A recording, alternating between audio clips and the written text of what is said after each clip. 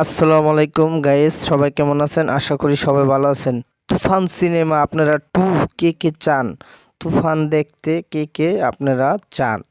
যদি দেখতে চান অবশ্যই কমেন্ট বক্সের মাধ্যমে জানাইবেন।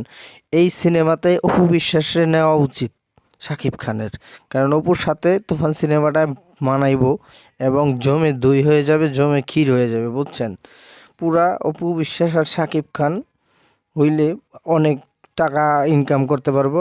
অন্তত এই সিনেমা তুফান 2 যদি হয় 2026-এ বা 27-এ তাহলে তুফান সিনেমাটা হইলে অবশ্যই বিগ বাজেটের একটি সিনেমা হবে, টাকা ইনকাম করতে পারবে। কারণ তুফান 2 দেখার জন্য সবাই আশায় রয়েছি, আমরা সবাই আশায় রয়েছি। কারণ চঞ্চল চৌধুরী কারে মারলো সেইখানেও তো একটা আছে, শান্তরে মারলো না তুফানরে মারলো।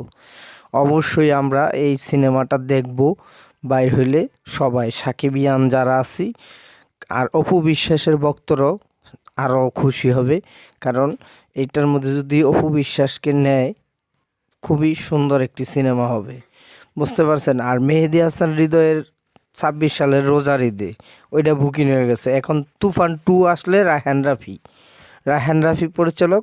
যদি এটা সাকিব ভাইয়ের এই সাকিব খানের এসকে ফিল্মসের থেকে আসে তাহলে আরও ভালো হবে। কারণ সাকিব খানের এসকে ফিল্মস খুব একটি চমৎকার, কি বলে, এই সবাই আমরা জানি সাকিবিয়ানরা 2 মিলিয়ন, এই 10 মিলিয়ন সাবস্ক্রাইবার রয়ে গেছে গা। তো অপু বিশ্বাসের সাথে অবশ্যই সিনেমাটা যদি হয় আমি সবচেয়ে বেশি খুশি হব। সাকিব খানরে বাস্তবে দেখি নাই, তবে কিছু লোকের বাস্তবে দেখেছি। যাই হোক, সাকিব খান ভালো করতেছে, ভালো। শাবনুরও বলছে ভালো, সবাই ভালো রে ভাড়া।